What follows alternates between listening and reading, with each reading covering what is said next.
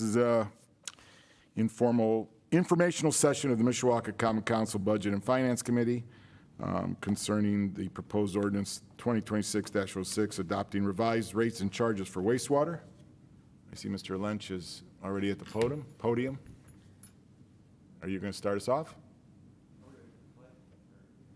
What's that? No, we don't do that for. Oh, okay. Mr. Lynch. Good evening. Thank you for the opportunity to come before you this evening. We appreciate the opportunity that you provided to us and to our community. You know, one of the major things that I feel is important in government is transparency. And part of that takes place at meetings like this, where folks may be intimidated to maybe come and attend or speak. But this forum, I believe, allows for folks to hear, to ask questions, and whether or not you're attending in person or attending by phone or virtually. But we welcome the opportunity. And so thanks, President Hicksonball and members of the council and residents of Mishawaka. Thank you for being here tonight. We're here for one reason, as I said before, transparency. The purpose of this meeting is to walk through the proposed Mishawaka Utilities water rate plan in a clear, straightforward way. Answer every question, as many as we can, and hear constructive feedback from the council and from our community. Water, as you know, is not optional. It is foundational. It is public health. It is fire protection. It is economic development. It is quality of life. And it is one of the most regulated, infrastructure-sensitive services the city provides. Mishawaka Utilities has a long history of delivering safe, reliable, and affordable drinking water. But communities across Indiana and the country, we are facing aging infrastructure, rising material and labor costs, stricter regulatory standards, and significant capital needs, including the investments that need to be made at the Virgil Street water treatment plant. The rate plan before you is not about expansion. It truly is about sustainability. It's about maintaining compliance with state and federal guidelines. It's about replacing infrastructure before it fails. It's about protecting water quality for the next generation. And it's about doing so in a financially and responsible way. We have worked diligently,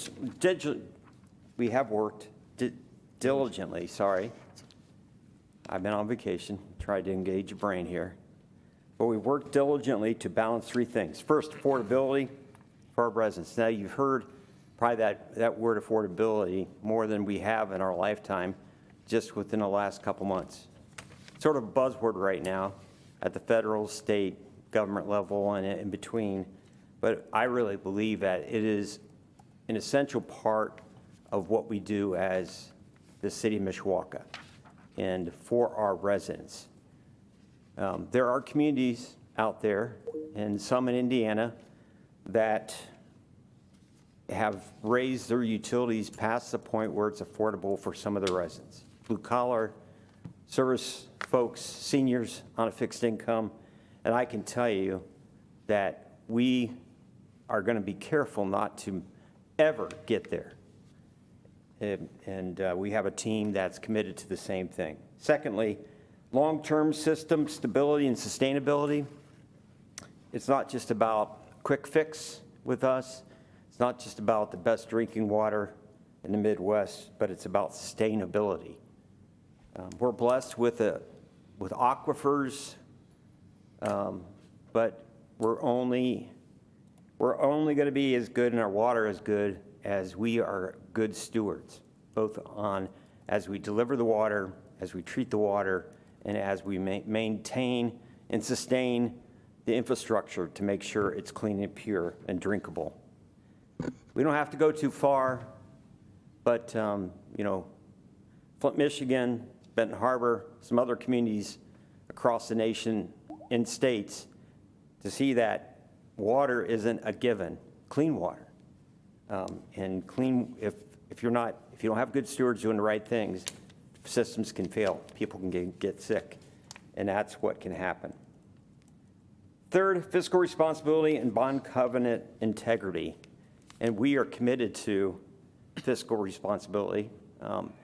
And we had a meeting today with the S&P virtually to talk about, answer a bunch of questions related to our bond rating.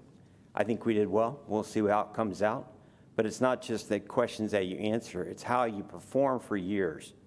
And we have performed well with wastewater, with drinking water, with electric, to the point where our utility usually gets an A plus, A or A minus S&P rating, which helps us to borrow money at a good rate.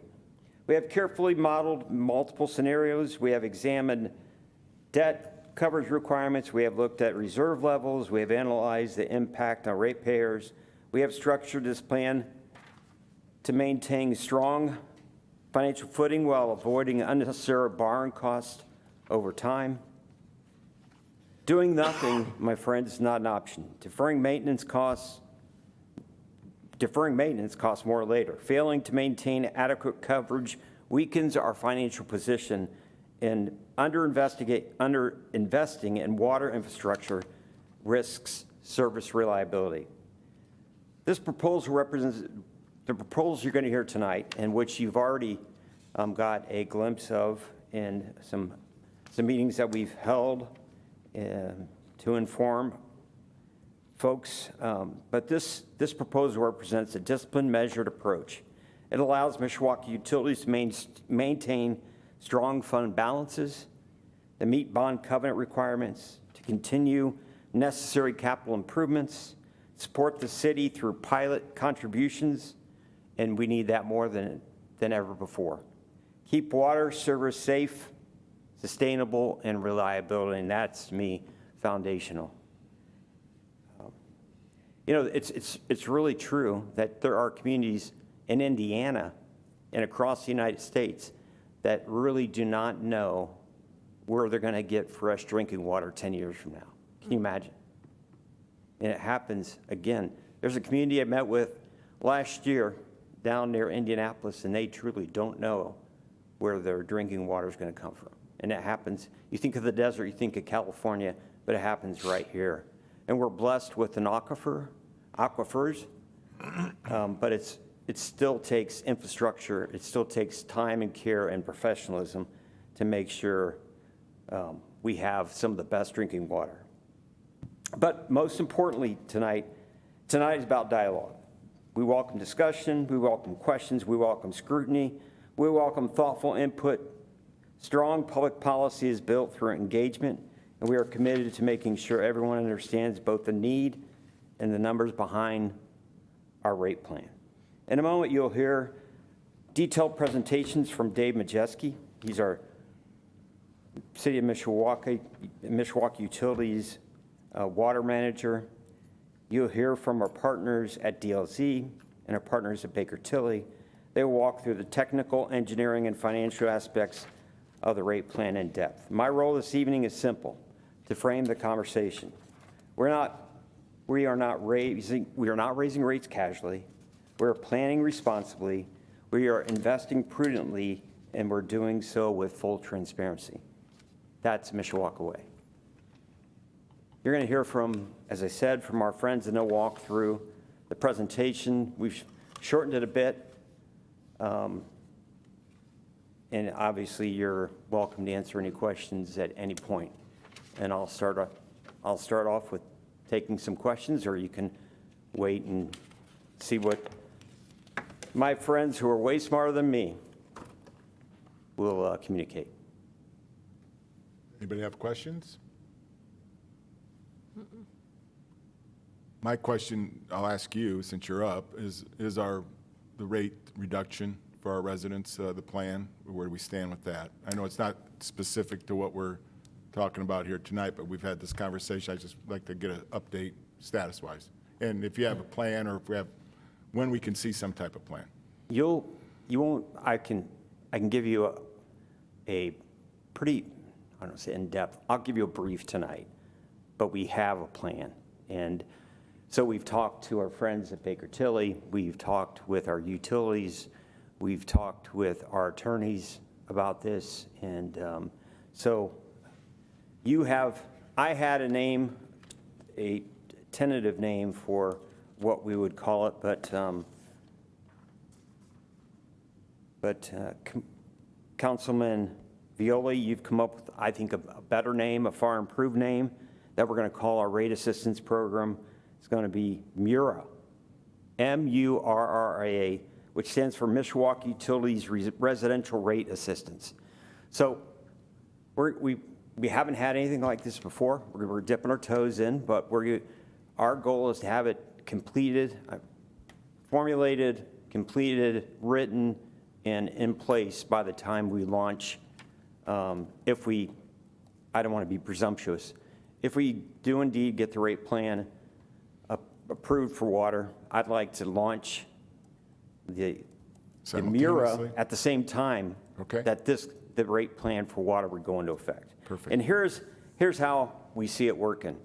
It'll start off by being a 5% discount for residents in Mishawaka who qualify for the energy assistance program. There's multiple things that folks have to do. I mean, that folks have to qualify. You have to be within the poverty level. You have to have so many folks as dependents. I mean, different amounts of money you can make for how many is in your household, but that will be figured out by Rural Services. What we'll do is every year, Rural Services takes in applications for energy assistance program, which takes place through the winter time. And once somebody is approved, they get dollars that go to their account for electric energy assistance from, November until April-ish. So what we'll do is we will use what they've done in terms of qualifying people, and they will also then qualify for our ratepayer assistance program. And that's about 1,800 people. So that 1,800 people will then starting, and I've gotten a lot of feedback, and we've had many conversations, Councilman Violi, about how long it would be. At this point, I think it'll be a 12-month program, and it will be a 5% discount. And the whole idea here is we want to flatten the curve of how much our utilities are going up, especially to those who are most in need. All right? So we're not going to do any of the hard lifting administrative work. We'll let our folks who are really qualified to do that take care of that part. And then we'll use that information for us, and we'll continue to offer a discount. 5% may not seem a lot, but my calculations show that it'll be between 150 and 180,000 a year. And for a utility that's never done it before, that's a good step. So what I mean by flattening the curve is, we've taken a stair-step approach to how we increase utilities, but instead of a stair-step, it'll be more like a softer, smoother curve. We're not going to, so even the folks that qualify will see an impact on their rates, but it won't be so steep. Or I don't think that any of this is steep, but we're having to raise rates to do all the things that I talked about, but this will help our residents not feel as much the impact from the rate adjustments. Yes. A couple questions. One, will there be a fee that the city of Mishawaka will be paying to Real Services in order for them to provide this administrative support? No, because they're going to do it anyway. They qualify the folks in the fall, and we know who those folks are because they're getting help from Real Services. We'll take that list that they've qualified, and we'll apply the discount. So what you're saying is that there are people from Mishawaka that are already being supported by Real Services, so you're going to automatically, if I'm a client of Real Services, then you're going to automatically No, it's- apply a 5% discount to my bill? Well, it's not just being a client of Real Services. You don't have to be considered a client at all. It's just, it's federal money that comes down through the Indiana Housing Community Development Authority, and then it's given to Real Services to give out. So what they do, they already receive a fee. I thought it was our money. I thought it was $180,000 that we were providing No, to no, Real Services. no. Okay. They get nothing. Is that going to be our loss, in revenue That you're is projecting? that's the discount. It'll be a paper transaction. Okay. No money will go into their accounts. Real Services, we thank them for doing the good work, but they get paid by the IHCDA.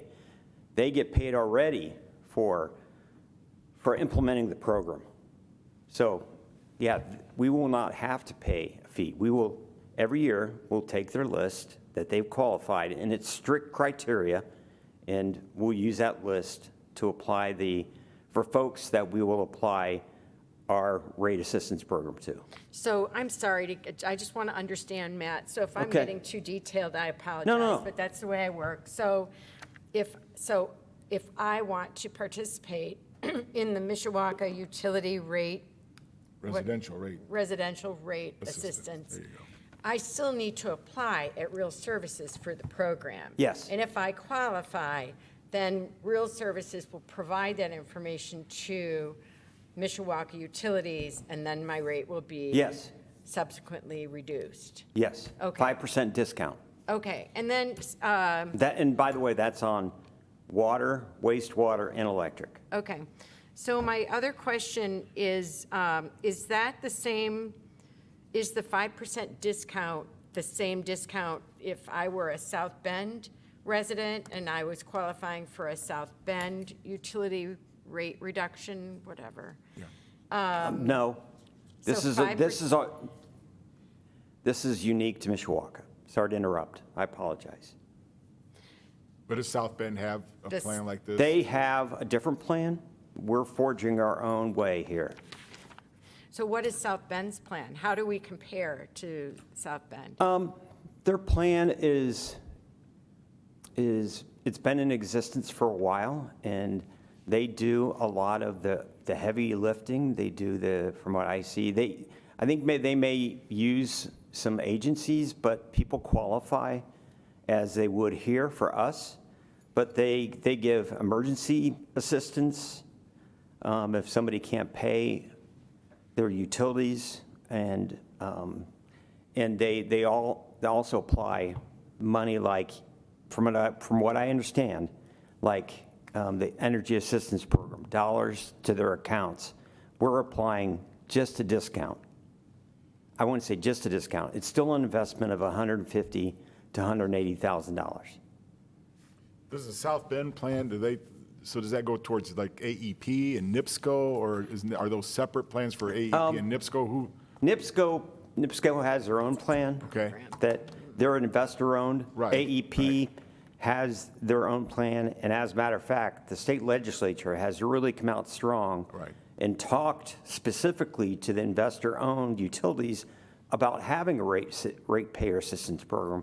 So as we talked with our attorney today about terms and conditions, we also talked to our folks about this, and she really, Nikki from Bose McKinney, who you've talked with before, she really praised us for the steps we're taking to move this forward. It's really, we're sort of ahead of the curve, slightly, but the municipal utilities aren't being forced to do this, but I feel like it's something that we should do. We're a nonprofit utility, and I think it's not just a good thing, it's the right thing to do. to make sure that our ratepayers, and especially those who are on limited incomes, don't feel as much of an impact as those who can't afford it do. And you said there's currently 1,800 of our residents that qualify for this real. Yes. So if we need to make sure that we get the word out, there may be more that will apply, and that number probably will go up, I would imagine. It could be. And age isn't, it's not the over 65. No. It's based on income. Yes. You know, and we've talked about this. We've had conversations, and the reason it's not age qualified is because there are folks who can be 65 and be well heeled, have the dollars. Sure.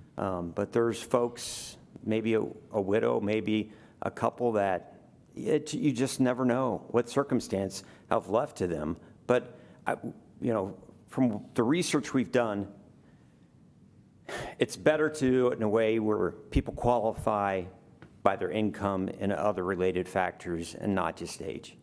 And it can be seen as discriminatory, but anyway. At some point, could you get us the information of what those criteria are? Yes. I still don't know what those are. I'd be happy to. Okay. Mr. Chairman. Yes, sir, Mr. Hicksonball. Thank you. Mr. Lunch, thank you for the information that you've shared with us and the work that you've done on this. I know from multiple conversations that this is an issue that you feel passionately about along with us. So we appreciate your leadership on this issue. My suggestion is that, and I have some questions that I'm going to defer on because my suspicion is that once we can have more meat on the bone and have this initiative fleshed out, that some of my questions would be asked. But I'd prefer to see this detailed in writing as the progress Okay. progresses. Yes. So that rather than tonight to speculate, that we can have some fundamental facts to deal with, and then we can ask some follow-up questions and then revise it from there. So that would be one suggestion. On a related point, my sense of the thing is that my comfort level and the council's comfort level with regard to moving forward with the proposed rate increases and the consideration of them will be enhanced if we do have this program fleshed out. And it's not because of the water rates that are increases that are being proposed in the abstract, but in fairly short order here, over the course of 2 years, if memory serves, we've, for justifiable and legitimate reasons, raised our electric rates. This year, for justifiable and legitimate reasons, we've raised our wastewater rates. Now we're talking about presumptively justifiable and legitimate reasons for doing the same thing with our water rates, but it's that cumulative effect that I think enhances our interest in considering this, not after the fact, but simultaneously with these proposed rate increases. And again, what I've heard so far, I think there is a business case to be made for raising these water rates, but it's that cumulative effect that I think is going to cause us to feel more comfortable with this issue in isolation if we can have that assistance for those in need fleshed out and ideally ready to go at the same time that we're going to take action on these proposed rates. And that's my promise to you. By the time before you take action, you will have a well-defined program. And I'll sign off on the name if you want me to do that. Whatever's your pleasure, Councilman Violi. I agree with Greg. I'm glad that at least it sounds like we have definitely a plan We to do. build on, and I'm glad to hear that. We've been working on this and doing research on this. We've been talking about it for months. Yeah, and we've Months. been researching it. Well, I'm glad. But, we're dipping our toes in the water here. This is the first step. That's right. This is not going to be the final solution here. And I see us going to, we do offer a budget plan, but being a little bit more, communicating better about that and how that is implemented. I want to see us eventually giving people the option to round up so that we can give emergency assistance. But those are things to come. You got to start somewhere. I think this is a good place to start with. with the Mishawaka Utilities Residential Rate Assistance Program, MURA. There you go. Hey, Ms. Hahn? Go One ahead. more thing before we kind of let you off the hook with that. The Mura sounds like a great service. That's, everybody's kind of put a lot of thought into. One service that the city used to provide for its residents that we no longer do, that costs the city little to nothing, is the drop box. Used to be located in the utilities office, now we don't have one. There was a lot of discussion about that when we moved into City Hall. That's kind of lost some momentum. I think that's a service the city could provide, like I said, at little to no cost. Where are we at on maybe re-implementing that? So Nowhere.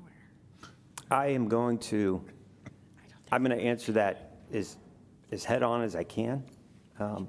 We will, we have, and we've been really strong about communicating what ways people can pay without even leaving their home. So and we've looked at that, and that would cost several $100,000, but it seems pretty, I know, it seems pretty simple. But it seems pretty simple, but the reality is there's steps and pieces of this. First of all, where to put it. We don't have a drive-in. You would have to be like a mailbox somewhere. We do, again, so I know by the look on your face, you're saying, why can't we just implement it? Well, we've looked at the realities. I mean, just the security of it. There's no place that people can just drive through and put it at City Hall. What about one of our other utility And we've looked at offices? that, and actually, we've discussed the possibility of when we have a kiosk that has water, maybe looking at making this part of it, but that's down the road. And we'll look at that, as I promised. But that still is something that Mishawaka Utilities Water is considering. So, but anyway, we have envelopes. You can pay ACH debit. You can pay online. You can pay by phone. You can put an envelope in your own mailbox, and that will be delivered straight to us. So we'll continue to look at all the options, but and I'm not saying a hard no, but I'm saying why it hasn't Just going happened. to ask, is that most likely that is not coming back? And I know most Well- people have gotten used to all the ways they can pay, and it's kind of faded in time, and people are getting used to the new methods, and that's a good thing, but I just thought I would bring it No, up today. I appreciate it. And I can tell you that, we have a kiosk that you have to walk up. But, one of the couple things we're looking at as well is not a sort of a kiosk just inside the doorway at the front of the building, having one in our business office. And, we're going to look at all kinds of efficiencies and ways that we can automate for people to pay. So efficiency, customer service, the easier we make it for people to pay, the easier people will find it to pay. All right. Thank you. Mr. Manalini? Thank you, Mr. Violi. Since we're on that comment, I just had some thoughts as we were thinking, because this has been in discussion for several years, as you recall. And I understand some of the logistics behind it and the issues. And I'm sure there are some complications regarding the differences between the governmental agencies. But my thought here, as we were just discussing, could a good location be at the post office, right next to those 3 blue bins? Or perhaps, if we're not allowed to put our property on their property, could it be so easy as they can drive through, put their envelope, unstamped envelope, and it would still get to our utilities in the U.S. Postal? I mean, yeah, we've considered all those factors, and part of it is, and one of the things I've looked at is potentially having business reply envelopes where people wouldn't have to pay, or even if folks, if their only option was or their best option was to drive through, providing you couldn't go in a post office box without having a stamp or a business reply. So we're open to all those ideas, and we've looked at it. The problem with putting another box out is a security thing, and even for our own people to go and empty the box. It may not seem like a big deal, but we want to make sure that we offer the best and most efficient ways for people to pay, but for little or no cost to the utility. And, you know, we're willing to look at business reply envelopes. Sure, we're willing to look at those types. There's 10 different ways that people can pay right now without leaving their home. And if there's a way to invent others and do it more efficiently, we'll continue to have that conversation. All right? Thank you. Any other questions? Thank you, Mr. Lynch. Thank you. I'm going to introduce Dave Majeski.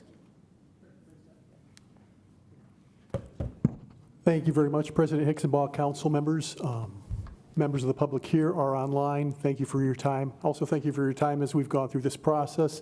Never an easy process, but know how much it's appreciated. I'll try to keep my brief short. I'm a former disc jockey. I like to talk. I get in front of a microphone. I want to play records.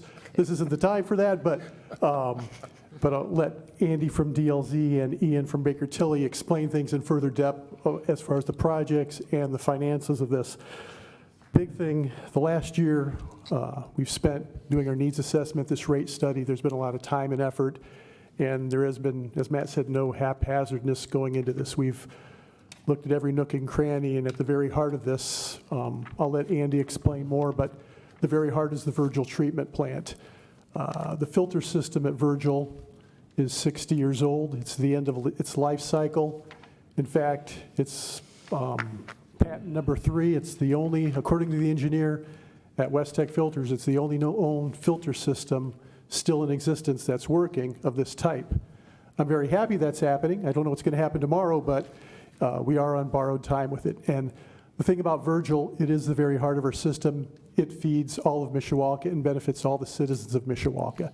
So that's why it's so important. It's central based right at Eberhart Golf Course, and it is so important to the vitality of Mishawaka Utilities and the Water Department to keep us strong for years to come. So I'm passionate about that, but there's also a lot of other little things and some big things that need to happen over the years. But through our study, our needs assessment, we focus in on the first 5 years.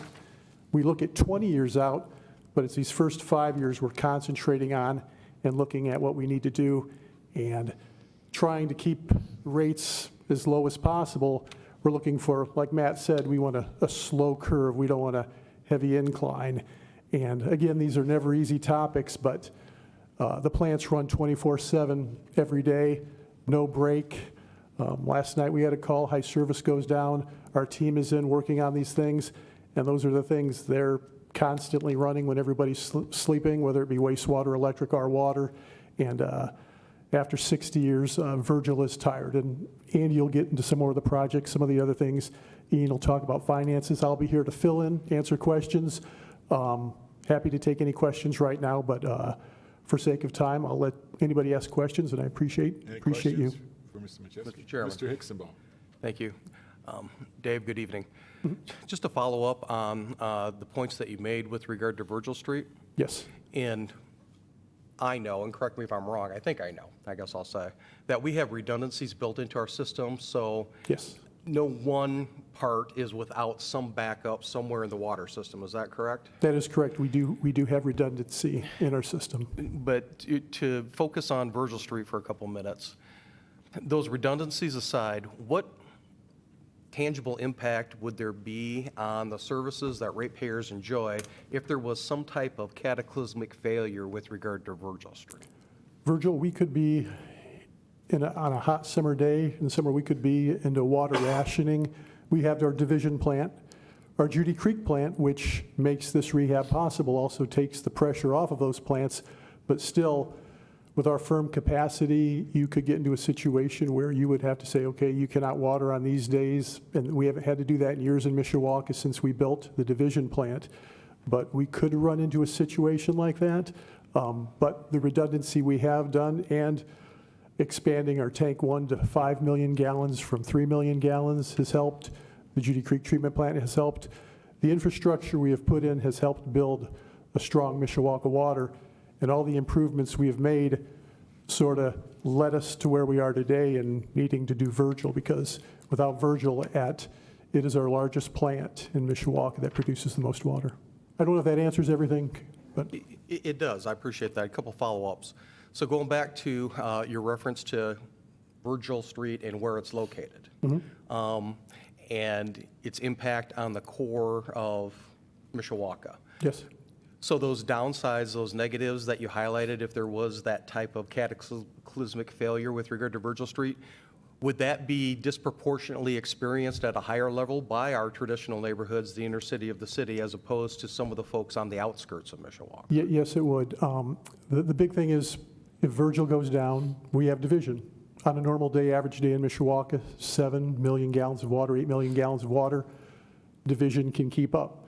But if division has an issue while Virgil is down, then we're in trouble. That backup is there with the other plant, or if Virgil goes down, or if division goes down, Virgil is there.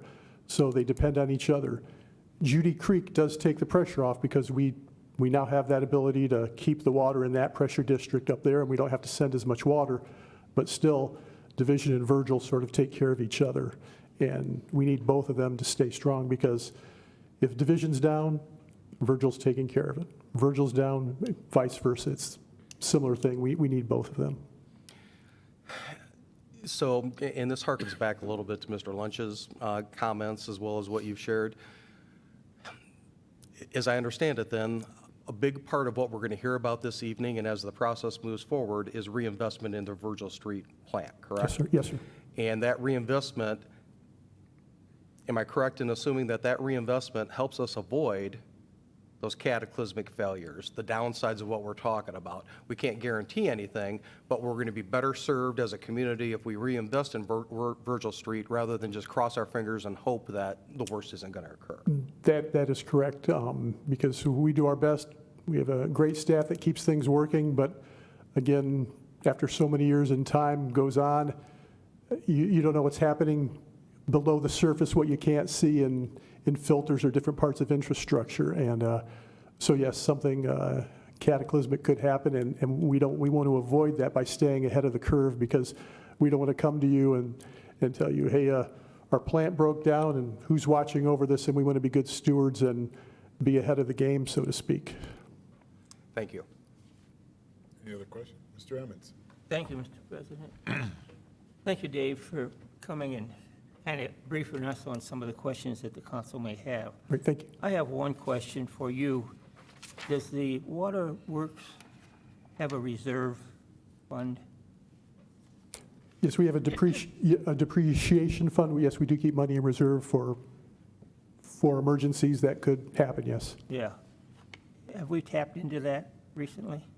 Well, basically, we have the reserve fund, and we use that for things, for something like President Hicksenbaugh said, if something were to happen, we had a major plant malfunction or a fire at a plant, we would tap into that fund. So we, for instance, right now we had a main break on Day Road. We had a few of them with the harsh winter, and we just spent $40,000 to put part of Day Road back together.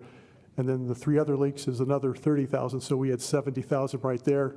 So keeping a balance in there is always important, because you don't know what tomorrow could bring.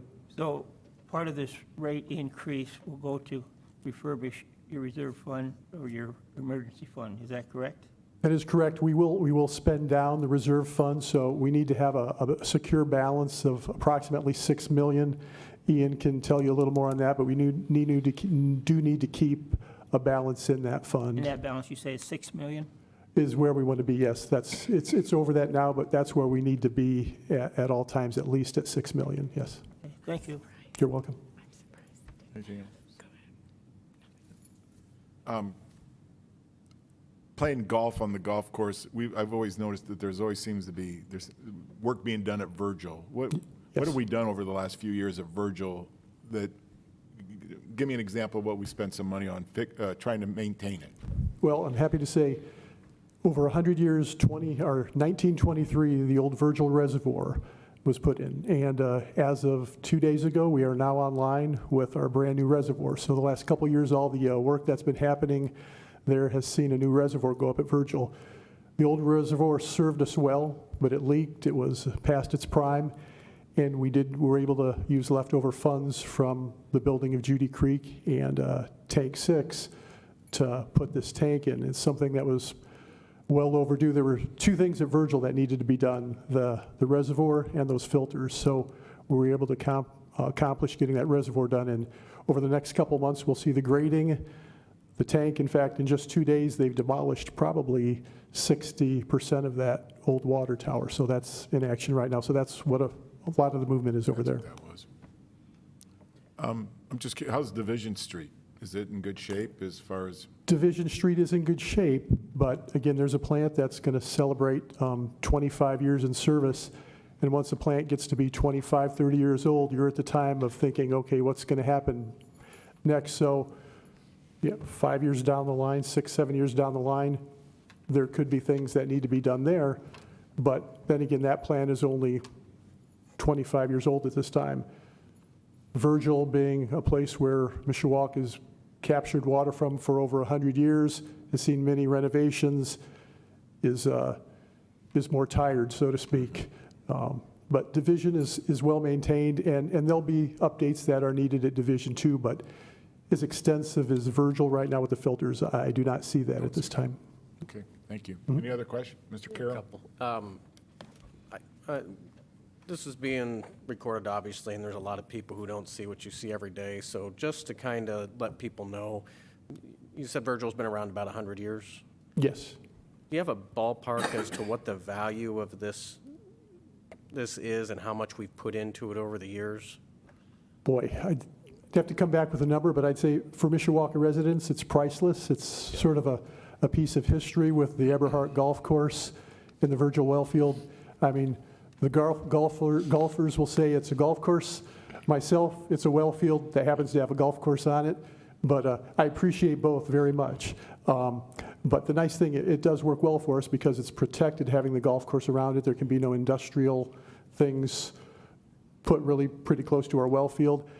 So as far as numbers, Councilman Carroll, there have been millions of dollars of infrastructure put in over the years.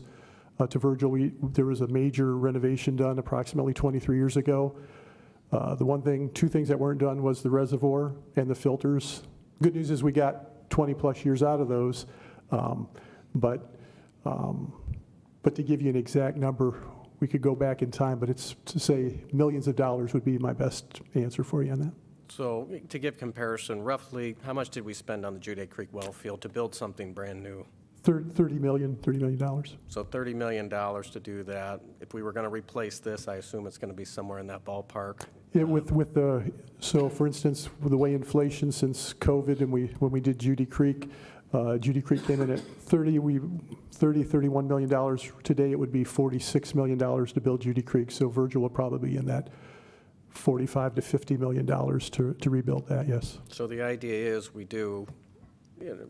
put money into it now, saving something that's potentially a $46 million asset that we have.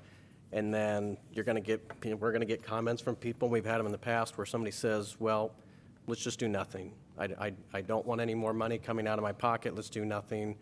And Virgil fails. I know Mr. Hicksonbaugh asked that, but what does that look like to people in the neighborhoods if we just said, hey, as a council, we're not going to approve this, Virgil's going to go down at some point, we're not paying to repair it? What does that look like for people again? That's tough. That's tough. I mean, Mishawaka, obviously a great city, and we take care of things. And I don't know how we could go that route. It really would be detrimental for the citizens of Mishawaka if something were to happen to Virgil's treatment plant. Because, again, sort of the big storm, March 30th of last year, we're coming up on that anniversary. We were lucky. The water department didn't have much damage, but the electric, we lost power at one of our plants. But the other plant didn't, so we had the other one for a backup, so there wasn't a blip in the water. If Virgil's gone and Division loses power, but nobody's getting Mishawaka, could be for days, and that's the troubling thing. Having that redundancy, that backup between both the plants. I mean, each plant has redundancy within, but having two plants, because before there was a division plant, there was just Virgil and a small treatment plant at Ward Baker Park. And there were many times myself, other operators would sit in front of a screen praying that the reservoir at Mabel's Tank 1 wouldn't drop any lower because we were close, and that's when we had to go to the odd sides of the street watering and that type of situation. So it would be very detrimental, Councilman, if that would happen. And last one, you know, you said this has been going on for 100 years, and every generation before has made an investment in Mishawaka's water to make sure that everybody, current and future generations, have that. Do you see this request that the city has as being outside of the ordinary of what's been going on for the last 100 years, or is this just our turn?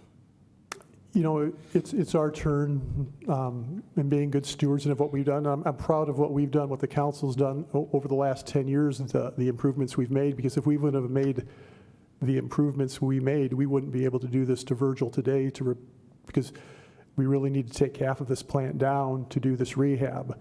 If we didn't have Division or Judy Creek, we wouldn't be able to do this. So the investments we have made have been so beneficial, but it is sort of our turn. It's, you know, it's never easy again about talking about rate increases, and we've just come into a lucky time of our lives where we get to be the stewards that get to do this, but it is very, very important. So I guess it is our time, Councilman, yes. Thank you. Mr. Mammalani. Thank you, Mr. Chairman. Just a quick question. What do you plan to do with all of Councilman Violi's golf balls that went over that fence in Virgil? We're keeping those. I will say one thing. If you work for the water department, you have not had to buy a golf ball in your life. So it is a.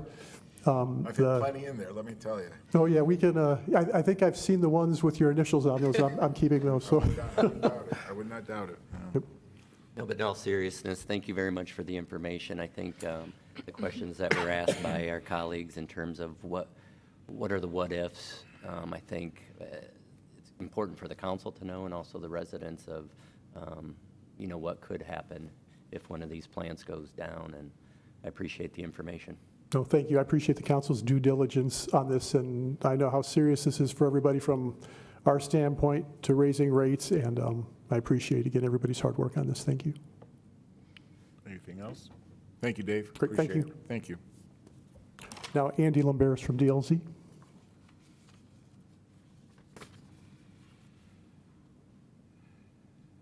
Dave's a little taller than I am, so I have to move that down. So thank you very much for the opportunity to be here tonight. My name's Andy Lamberis with DLZ. We're the engineering firm that did the needs assessment, the master plan that Dave mentioned. And as was mentioned about the forward thinking and the vision that is set up for these, it is a 20-year master plan.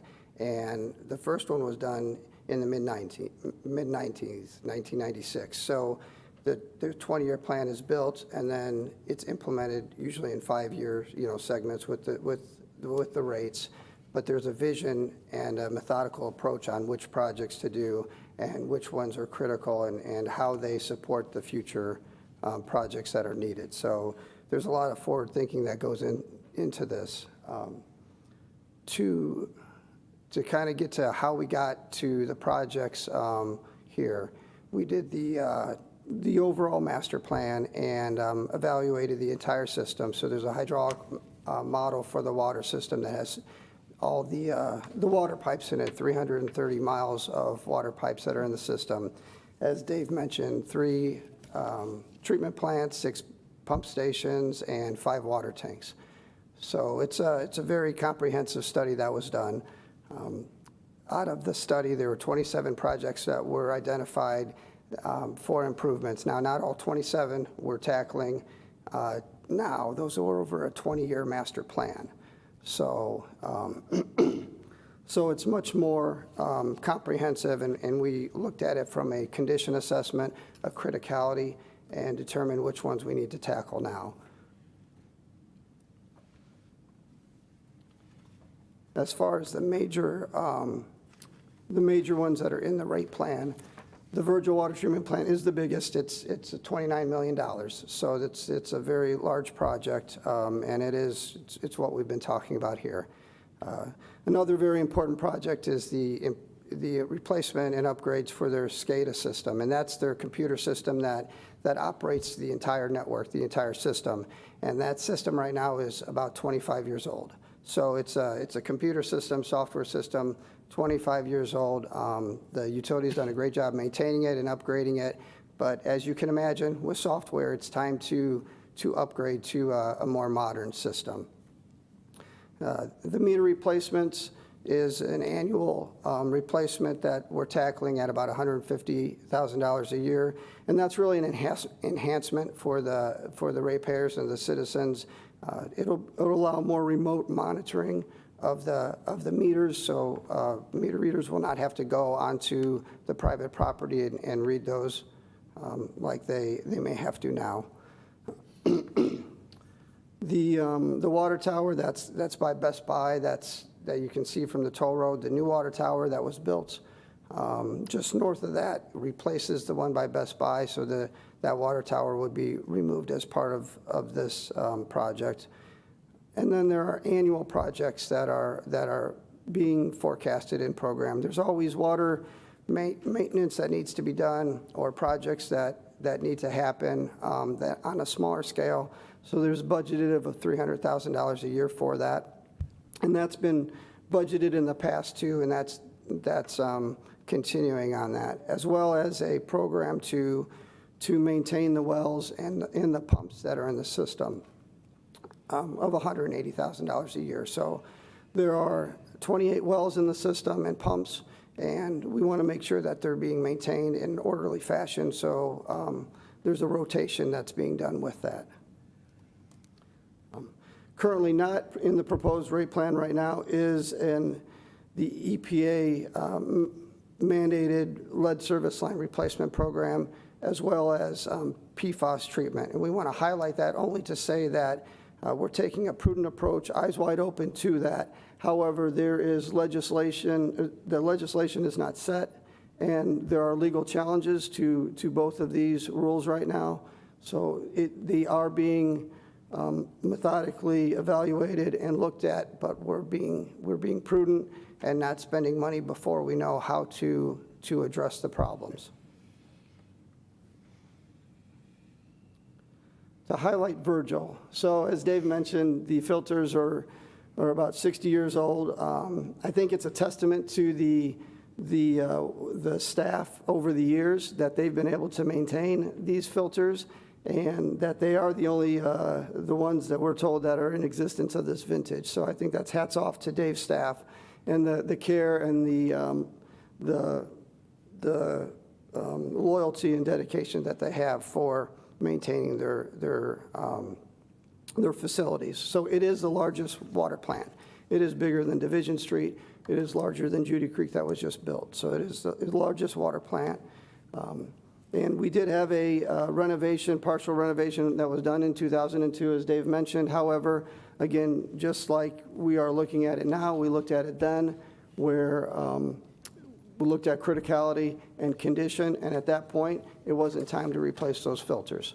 So now's the time, though. As you can see on the left picture, that's a picture of the filters that are in use, and then the picture on the right is a looking down at kind of a vault that's in the middle of the filters, and there's a ladder that extends all the way down to the bottom where there are valves and electronic actuators, and because of the corrosion that's in that environment, they get replaced on a continual basis as part of this renovation. Not only are we going to improve the filters, but we're going to bring those valves up higher in an area that's maintainable for the staff, so it won't be a confined space entry, but it also will not be subject to all that corrosion that's down there. So not only are we doing replacement, we're doing enhancements as part of it.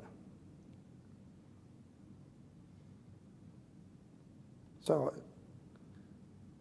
that's the the technical side of the rates that we're talking about here. Are there any questions on the technical side of it? Mr. Mamaleni? Thank you, Mr. Chair. Thank you for the presentation so far. And just, I wanted to ask a question because it was on a previous slide regarding the EPA mandate. You said it was not included in this proposed rate increase. Is that something that could come down as an increase in the near future if that mandate gets through? There is a possibility. Mishawaka has an integrated plan that have been progressing through the lead services for over 20 years. So as street improvements are done, those lead services are replaced, and that is the most cost-effective way to attack it from a ratepayer's perspective. And we're continuing to do that. The water quality is not a question. Mishawaka meets all of the water quality requirements associated with this. So, depending on what is finally determined, that there could be a more aggressive mandate for replacement of those services. But right now, our approach is to do it eyes wide open, to replace those as we encounter them on other projects, and to continue to monitor water quality. So as the mandate is currently stands, and if we continue to fix that issue as we're currently doing, there won't be any increase to the ratepayers, correct? As the mandate currently stands, if it's not changed, there's a requirement to replace all lead line services in a 10-year period, starting in 2027. We are not progressing at that rate. So that would have to, those costs would have to be evaluated if that mandate stands. Now, there have been other communities that have requested to extend that to 20 years instead of 10 years. There are other questions that are related to the extent of the lead line services that have to be replaced. So there are a lot of moving parts in this legislation that's currently suggested, and there are several challenges from a legal standpoint that haven't been determined yet. Okay, thank you. Yes. Any other questions? Technical questions? Go ahead. Thank you. Andy, you're done? Thank you. Ian's turn, huh? That's right. Good evening, council. Thank you for your time tonight. I am Ian Stahl with Baker Tilly. We've served as rate consultant, municipal advisor on this rate plan. So kicking it off here, ultimately I'll call this the fun part of the talk, the rate side of the talk. So kicking it off here, really wanted to establish kind of the goals of this 5-year plan and ultimate kind of scope of what we looked at as part of this rate plan. So kicking it off, what we looked at in terms of the rate plan was a 5-year rate plan or a 5-year rate increase or proposed rate increase at this point. But as part of our due diligence and along the side of Dave and DLC and Matt, we did a holistic look at the utility and an overall 20-year plan. But again, the rates will just encompass that 5-year immediate future that's a little bit more measurable in terms of projects and a rate perspective. So a couple of those things that we wanted to focus on and is very similar to the other utilities is overall operation and maintenance, which is our typical biggest day-to-day cost or annual cost for the utilities. We wanted to take into effect debt service, so that being the existing bonds that are outstanding, which are the 2018 and the 2021 bonds that are out there, as well as proposed debt. And what we'll look at later on in these slides is 2 proposed debt issuances. One is solely illustrative and later on, but the 2026 plan to be able to fund the Virgil key cog in the wheel project. Another item we looked at, and this is certainly in light of some of the legislation changes in SEA 1 that we all know is certainly out there right now, is pilot or payment in lieu of taxes, making sure that we're doing our part in the utilities to pay into the city and work through those pilot changes. Another key item here, capital replacement, some of the bigger ticket items, with an overall goal and a buzzword here, long-term sustainability, but something that we took a high precedent when looking at these rate plans and making sure we're mitigating those rate impacts as much as possible and being cognizant of that. One other item I'd like to mention, and I know Matt went into quite a bit of detail, but we have it here in our slides as well, is certainly looking at this time, we are calling it the Rate Assistance Program. I know that wording has changed after this meeting tonight, so I'll change that. But looking at how we can implement that program to help those low-income users and mitigate this rate impact to flatten that curve, as Matt mentioned. So moving forward here onto slide 6, just wanted to lay out some of the initial headwinds of this 5-year rate plan. So as I spoke to on the last slide, some of the biggest ticket items are the capital projects. So over the next 5 years and what came of that needs assessment, there was about $43.1 million of projects identified, which is about $8.6 million on average annually. With that, we had looked at what is the best rate impact and mitigating those rate increases. So with that, we're looking at close to $38 million of bond funding over the next 5 years and $5.3 million of cash-funded capital, or about $1 million on average. With those funds, those cash-funded capital items that we were discussing, I know there was a comment about the reserve balance, and I can certainly get into that, but we certainly are utilizing those funds to help spend down this rate increase and utilize existing reserve funds to the best of their ability while maintaining that $6 million threshold. So more to come on that, but certainly wanted to hit on that point because I know it's a key topic in making sure we're being good stewards of those reserve balances. A couple other items here, certainly the high inflationary environment since 2020 or COVID per se. I know there has been maybe a little bit period of disinflation, but as we've seen at the grocery store, anywhere we go, costs of things have generally not come back down to what they were in 2020 or previously. Inflation has been a killer, quite frankly, but certainly making sure we're looking at those and certainly a financial headwind, to say the least, in this rate plan. Another key topic here that we mentioned was just some of the current legislation surrounding SEA 1 and the impacts there. So with that, as part of this rate plan, and very similar to sewer, we've looked at taking a very big step towards making that payment in lieu of taxes to the city side to support some of the lost revenue. And within this plan, currently, or in 2025, looking at a previous calendar year, the utility had sent over about $675,000 to the city to support the payment in lieu of taxes, which they don't pay taxes, so supporting in a way that they can, and upping that about $1.2 million in 26 and beyond to support that lost revenue and some of the crucial functions that the city supplies. So moving on to slide 7 here, a brief summary of the proposed rate plan at hand here that we're presenting. What this rate plan does is really creates a strong debt service coverage level for the utility. I say this because it is a key metric in any sort of utility that has debt outstanding and looks to issue new debt. So what this plan does is keeps us at least 137% estimated on a coverage level perspective, which is a very strong coverage level. Typically, bond covenants dictate having at least 125% of coverage. Obviously, being 12% above that is a very good thing, and what that does is certainly assist in credibility as far as your bond rating and making sure lower interest costs are occurred, as well as making sure that we can make those repayments on debt. So maintaining that strong coverage level is crucial, again, for that rating on bonds and overall interest costs and costs to the utility, quite frankly, over the life of a bond. Another key piece of this rate plan and what it does for the utility is certainly, as I mentioned before, allows them to maintain that $6 million improvement fund balance or depreciation fund, which are used interchangeably. So keeping that balance in there for any unforeseen circumstances, similar to what we saw on the electric side of things in the storm last year, is crucial. So that way it can avoid having, it can allow the utility to make real-time decisions and fix capital assets that have been broken or have been hit by acts of God.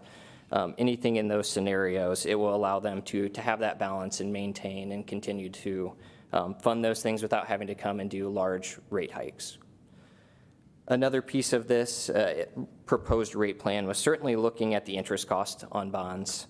So what we've done with this bond to mitigate rate impacts is, and minimize the interest costs, quite frankly, is do a modified wrap debt structure on these bonds. So to put that in layman terms, to defer some of the total principal payments rather than doing a level debt service, to defer a little bit of those principal payments to allow rates to build up and mitigate the need for an upfront rate spike, essentially, to ease that in over the 5-year period of time. Doing so, as I mentioned, it certainly helps with the rate shock approach to things and phase in over those 5-year periods. So with this plan, that allows for a roughly $2.25 increase per month per year over that 5-year period, rather than extremely bloated first rate increase perspective. The biggest cog in this summary of proposed rate plan also allows for the utility to complete the Virgil Street project, which is crucial for the heart of the city, as well as the functionality of the water utility as a whole.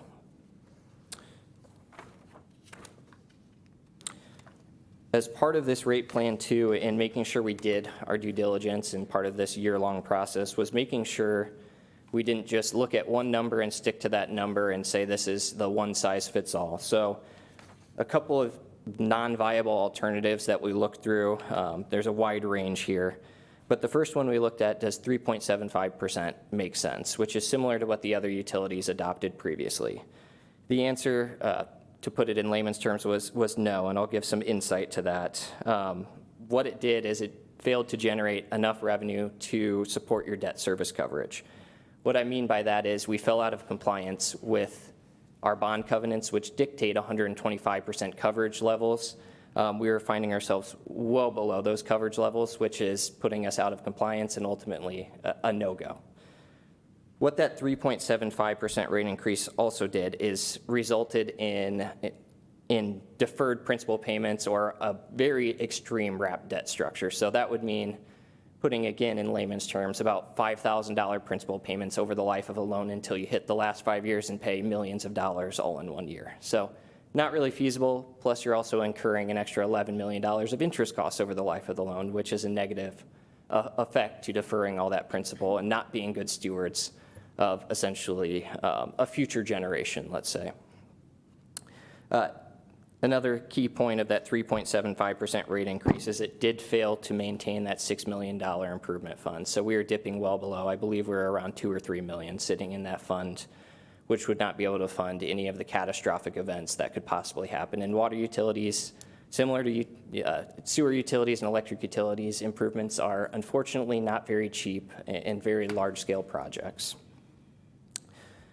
We did look at a 4.75% rate increase as well. There were a couple of similar instances as the 3.75, so this ultimately resulted in, again, a very deferred principal bond structure and about $11 million more than the current proposed rate plan of interest cost over the life of the loan, which is very impactful. And again, it did not meet the improvement fund requirements. I believe we were falling in the $4 to $5 million range, so well below that $6 million threshold for the need. We did look at a higher rate alternative to kind of measure how that would churn out. It did allow for more of a level debt structure, but ultimately it was decided that that rate impact was just too high, and certainly not a viable alternative, because we were looking at mitigating those rate impacts and looking at customer bills as top of mind as well. So some of the key assumptions in the 5-year rate plan, and some of this we've already discussed in my long-winded talk here. But again, looking at annual modest rate increases, 2 issuances of bonds, the 29 solely being illustrative at this point, obviously subject to change, but looking at a 2026 bond as well, $1 million of rate-funded or cash-funded capital per year. We did build in about a 1% growth estimator for customer growth, which the city has previously seen on both the sewer side. All the other utilities are essentially building that in because the city has experienced quite a bit of growth and expects to continue to do so. Another key cog in this rate plan was wanting to make sure we're looking at this holistically. So what we did was also look at costs that the city provides, essentially free of charge, but has a cost incurred to the utility. So with that, we identified backflow inspection fees that are currently being provided by Dave's team at a free cost, but certainly have costs that are incurred to the utility. So wanting to be equitable in the system, making sure we are identifying that, and can we develop a rate to make sure we're only recovering solely the cost that we're putting into this to build equity in the system. So we have proposed implementing a backflow inspection fee that would be a one-time fee per service of $25.81, and that would only, I want to emphasize this, only affect commercial users, those commercial industrial users, not the residential user. So that, again, is just per service, and Dave, I can call him back up here after this to give any more details if you have questions, but certainly looking at that cost-based approach, and that number was solely derived on the cost that was input by Dave's team to be able to provide that service. So here we get into a little bit more of the fun slides, I'll call it, rather than me talking words here. But slide 10 really gives us a breakdown of some of the annual expenses. So as I mentioned in a few slides prior, that this typical cost of the utility, the biggest cost is your annual operating expenses or operation and maintenance expenses. So you can see they're highlighted in the blue. And what we've done here is really given a breakdown of kind of where a lot of those expenses or money is going to support the system. I like to give that brief overview and then click to the next slide, because I think this gives a little bit more perspective in layman's terms of where every dollar or cent to the dollar is heading. So the biggest ticket item, as I mentioned, was 51 cents of the dollar going to operating expenses, 27 cents going to bond repayments, 12 cents going to capital improvements, and 10% now going to payment in lieu of taxes with the newly proposed 2026 pilot payment. Moving forward here, I think this slide is very beneficial for understanding kind of where the utility has been in those reserve requirements and recommended reserve requirements. So what this schedule depicts is, you can see all the way on the left of the screen in the more colorful brackets there versus the gray. The colorful brackets on the left, or bar graph, represents the city's current fund balances, or the 2025 year-end fund balances, and then through 2030. The gray represents what we would call recommended reserves. So that is made up of a couple different things. So that is made up of 2 months of O&M being in reserve, your bond and interest payments that you need to reserve for, your debt service reserve payments, and then that $6 million improvement fund balance, and then there's a couple other smaller balances that are embedded within there. So you can see over the course of time in this 5-year rate plan, as we mentioned, a spend down of that improvement fund. So in 2025, you can see we're on the blue, the improvement fund, we're about 10.2 million, which is a very solid improvement fund balance. But understanding that there's only a need for 6 million and we want to mitigate rate increases, what we've done is assumed a cash spend down of that improvement fund balance to get closer to that $6 million improvement fund balance or recommended reserve. So over the course of the time, you can see we gradually reach that level balance with the recommended funds, and frankly, that includes your required reserves that are your bond and interest, the 125% coverage ratios, things along those lines, but ultimately easing into what would be kind of the very level recommended balance versus your improved or your estimated fund balances. So using that cash balances over time to make sure we're more in line with where we should be on a recommended fund level. Moving forward here, and this slide is really giving more of a depiction to that rate increase. So what this rate increase is a 5.9% rate increase, or as I previously mentioned, $2.25 to the average monthly bill. When I say average monthly bill, to put that into perspective, that is a typical residential user dictating 4,000 gallons or 535 cubic feet or 5/8 inch of a meter for a base rate as well. So that's the typical residential unit that the state would dictate. Obviously, there is ebbs and flows to usage each month and so forth with the households, but using that as a metric for comparison standpoint. So what this rate impact is looking at about $2.25 all the way to the right of the screen per month on average over that 5-year period. Wanted to give an apples to apples comparison because I know we've recently introduced the sewer and electric rates within the last 2 years. I mentioned a 5.9% rate increase in the water utility compared to the 3.75 we've used for sewer and electric. But comparing to apples, just because the water rates have been so low historically, using that dollar perspective gives a little bit more of that apples to apples approach. So in comparison to sewer and electric, we're still about 20 cents lower on the average rate increase over this 5-year rate plan. So certainly due to the fact that the base is so much lower on electric rate, or on water rates, excuse me.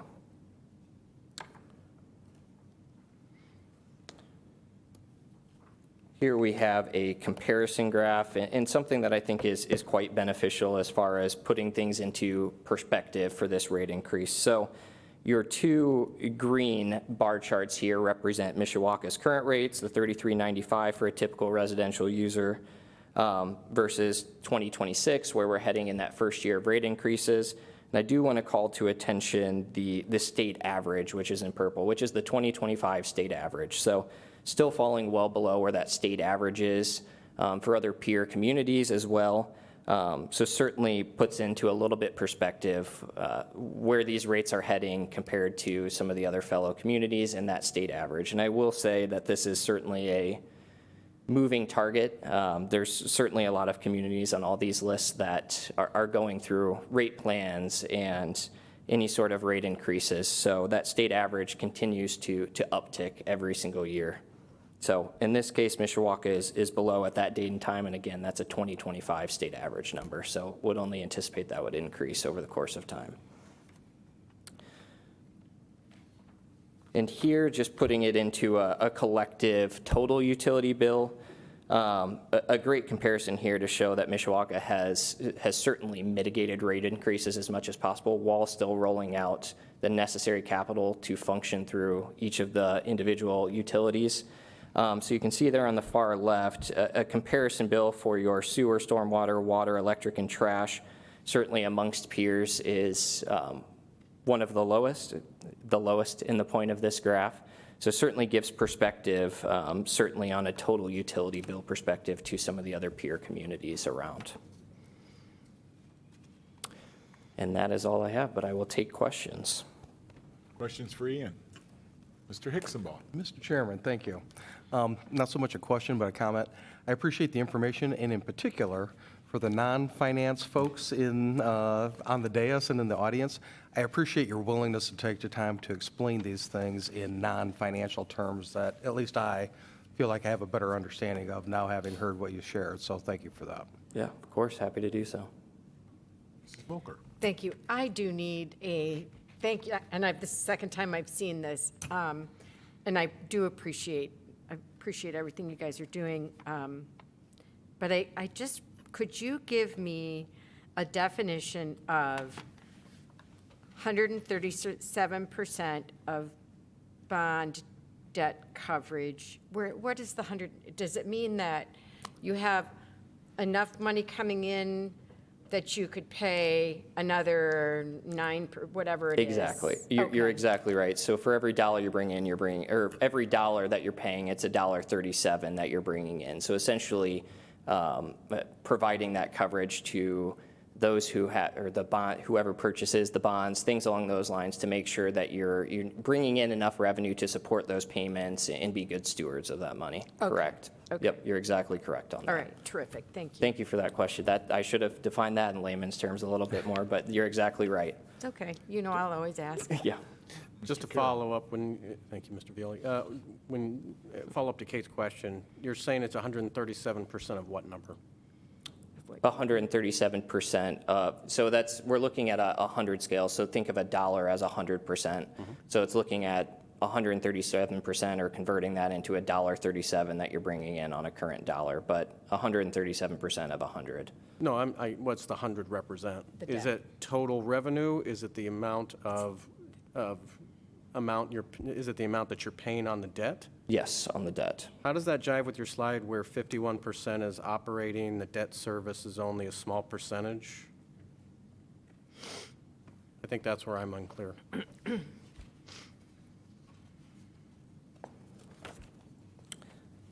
I think this, and I can certainly follow up and provide more context to this if I can't answer the question efficiently.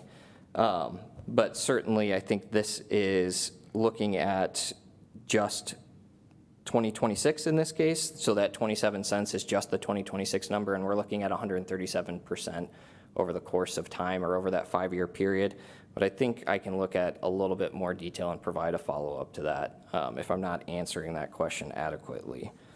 So a lot of this is dependent too on how we're pulling in the operating expenses and calculating that as well. So I'll look at that backup detail and provide a short answer to that. Fair enough, thank you. Anything else? Mr. Hicksonball. Thank you again, Mr. Chairman.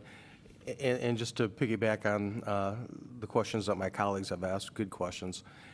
When you talk about those bond covenants and that percentage, is it not the case that that's in fact a legal obligation that the city has agreed to for purposes of prior bond issuance? So this isn't just an industry standard, it's not a preference, it's our legal obligation to maintain certain reserves in order to provide certainty to the bondholders that we can pay them back for the money that the bond revenue generated, the sale of the bonds generated. That's correct, and it's dictated through the bond ordinance and all of the legal documents that would follow from that, and different agencies would follow different requirements, but in this case, the open market debt and SRF financing, I know we're not going through that route here, but it is 125% that they dictate through those legal documents. Some are 130, but in this case, 125, correct. And again, if I understood you correctly, the advantage to us of being at 137% versus 125% is that it saves us borrowing costs down the road to have that extra cushion built into the proposed rates. That's correct. It certainly plays into, and can help with your rating that you would receive on bonds, making sure it identifies that you're in a strong financial position, correct. Which also, again, accrues to the city's financial advantage if we have a stronger bond rating. Correct, yes. Paying less in interest cost, it can certainly help with interest ratings, things along those lines, but interest cost over the life of a bond, and ultimately what that impacts is rates, correct. Thank you. Yes. Any other questions? I assume that the 137% that we've been talking about, that's with the 5.9? That is correct, yes. What would 6.25 have gotten? Where would we end up with that? I'm just curious. You know, off the top of my head, I don't remember what that number ended up being, but I would say it was above 140, correct. How about any of the lower, how about 3.75? We would have, I think we were ending up, I'm trying to rehash some of the initial scenarios we did, but below 100%, I below believe. 100%. Yep. Yeah, that's what I thought. The 4.75 was adequate, but again, you can structure a lot of bonds a lot of different ways, but correct, yeah. So certainly the 3.75 was well below that 125%. Mr. Carroll? Yep. Thank you. So just to summarize again for lay people who aren't in this world every day, when you're talking about, actually, sorry, I lost my note. Let me come back to that. Any other questions? Well, Mr. Carroll remembers the I comment. remember the exact You do or piece don't? I was looking for. by the No, time I'll have you to want. come back to it. Well, thank you, Ian. You can sit down and we'll, Thank you very much. thank you, Ian.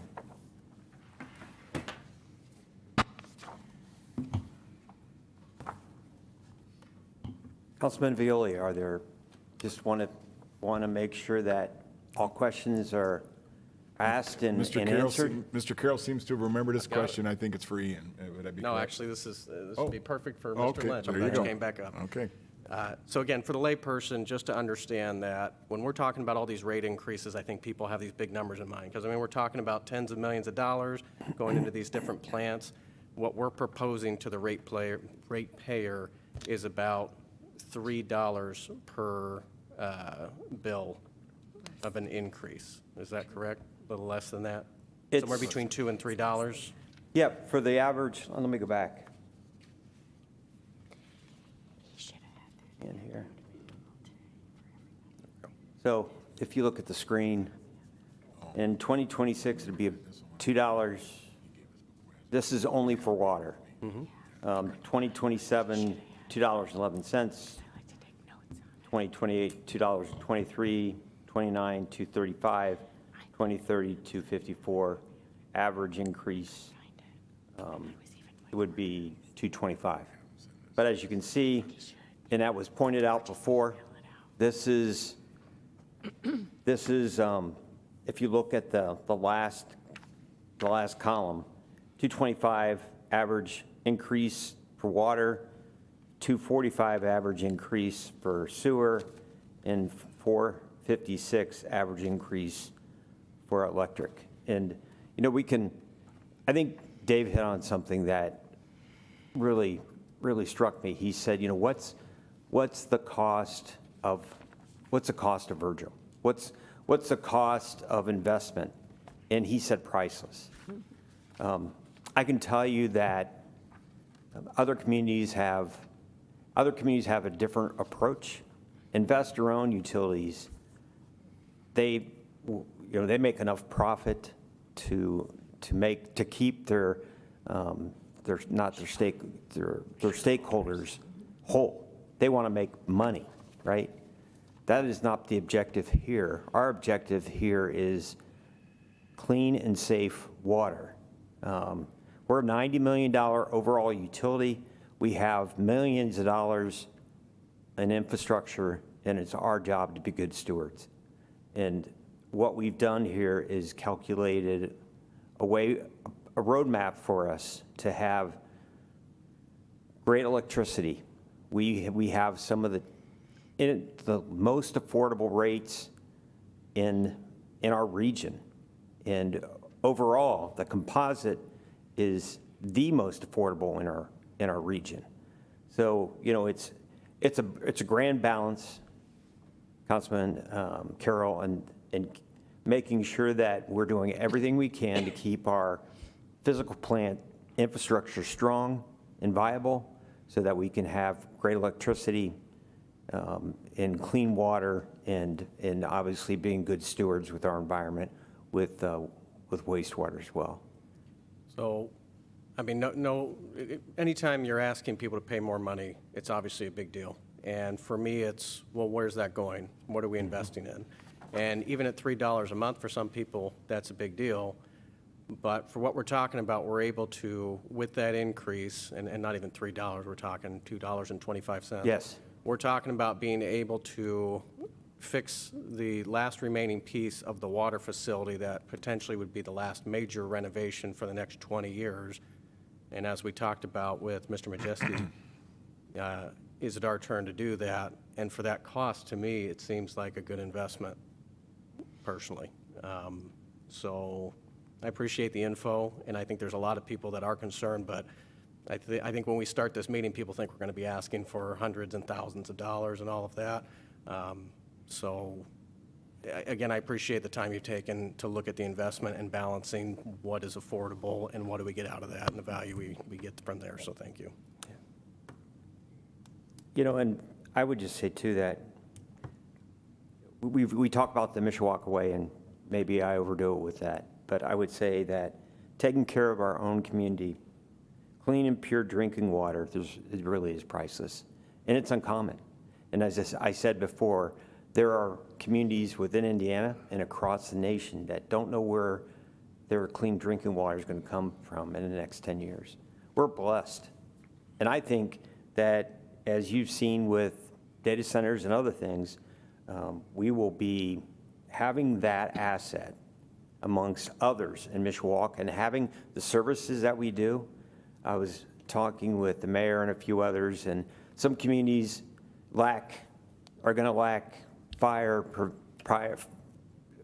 ability to deal with fires or personal injuries because, unfortunately, the townships are really being constrained. You know, I think the Mishawaka Way is taking care of our own, and I think we're going to be more attractive. Our services and who we are and what we do with things like clean water and electric and taking care of our environment with wastewater is going to make Mishawaka even stronger and more of a magnet to come and live because we're blessed with a lot of great city services. And I think utilities is one of the major assets that we should be proud of. But with that, we got to take care of it. We got to take care of it now and for years to come.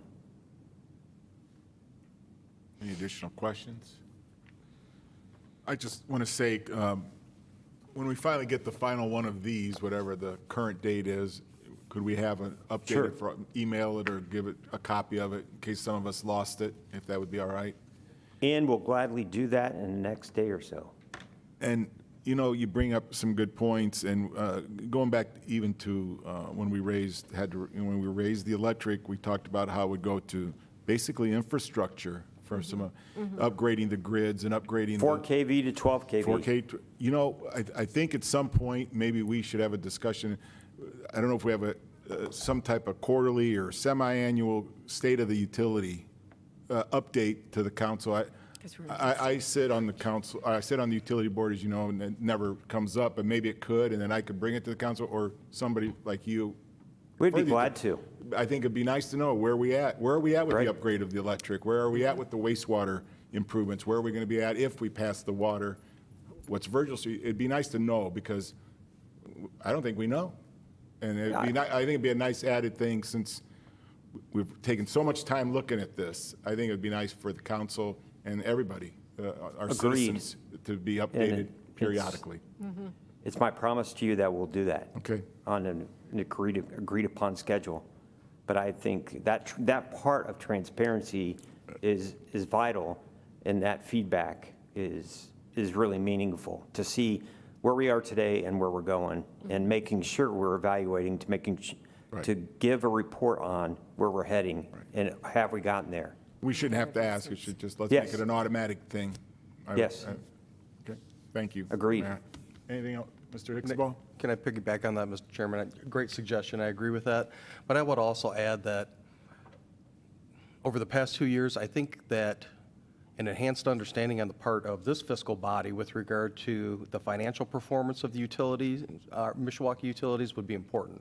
In particular, now for the third time, we've spent a lot of time talking about these capital reserve funds, these improvement funds, and I think to see on a regular basis prior to the next time somebody comes to this group and asks us to raise rates, the financial performance indicators, not just in an annual budget, but quarterly, along with the build-out of our service footprint, I think that would be really helpful to us. Okay. And that's something with our controller staff, Kayla's in attendance here, and while she may be quiet right now, she has a lot of information that she can pass on, and we'd be glad to do that.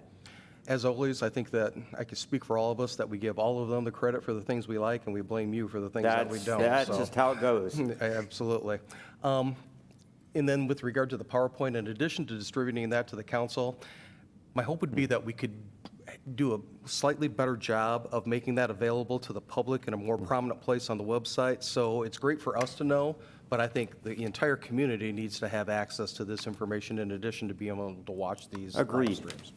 And what we can do is, on the banner of our website, we can have a link that can take you directly to this PowerPoint. Fantastic, thank you. That's a great idea. And I'm sure Kayla would be happy to answer other questions from me, other than pilot, because I'm quite certain she's sick of me asking her about it all the time. Well, and I want to tell you, I'm proud of Pilot and where we've come to where we are going, and that's going to help Mitigate. Yeah. address SEA 1 in a very meaningful way. It's about 20% of what we're going to lose through SEA 1. So that's It's pretty significant. Yeah. It's pretty significant. Any other questions? We're adjourned. How's that? Thank you. Thank you, folks. Thank you, everybody. Thank you. Thank you. Can I get a report from you? I just got this. This is all I got.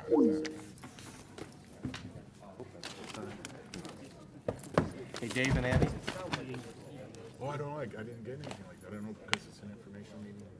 I don't know. I'll see And you this is going to sound.